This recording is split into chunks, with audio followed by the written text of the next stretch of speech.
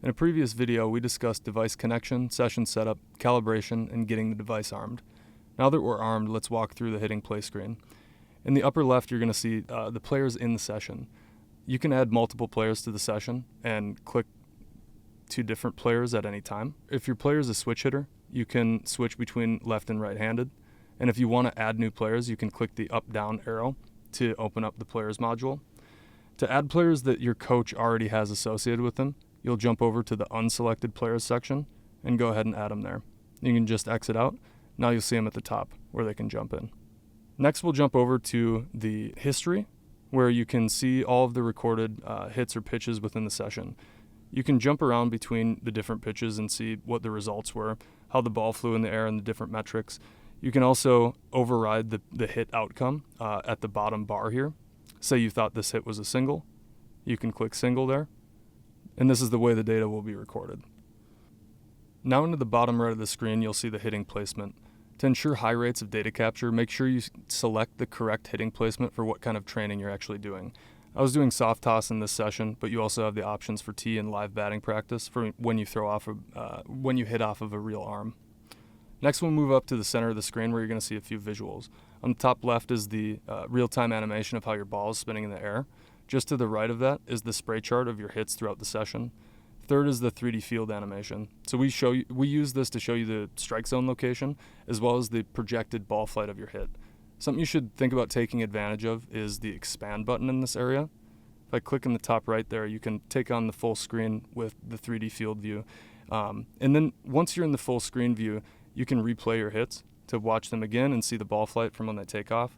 Then you can also set different vantage points. This is awesome for if you want to set up your Rapsodo as kind of a mini simulator and cast to a different monitor or TV throughout the session.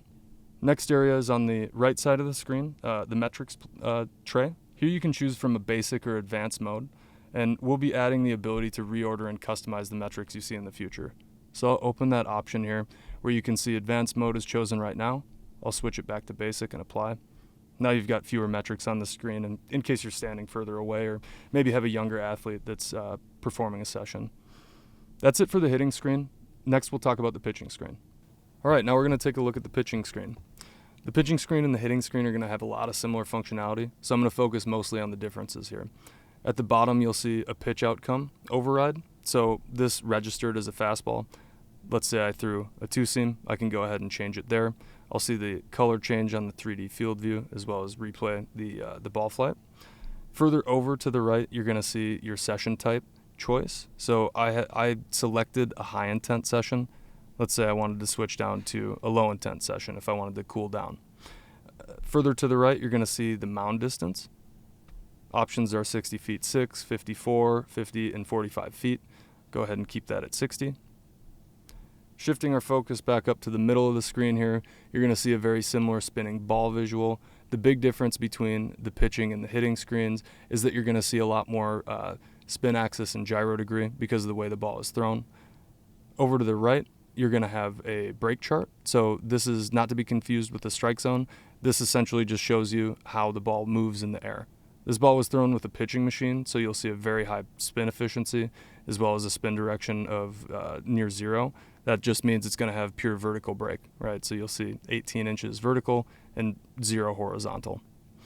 Down below, you're going to see a 3D field view, very similar to hitting, where you can do basically all the same things. You can pop it open, view it in full screen, change the angle if you want, replay, and continue taking shots. To the right, you're going to have the metrics tray. So similar to the hitting screen, but there's going to be a lot more metrics on the pitching side. So I'll jump over, switch to advanced just to demonstrate that, and click apply.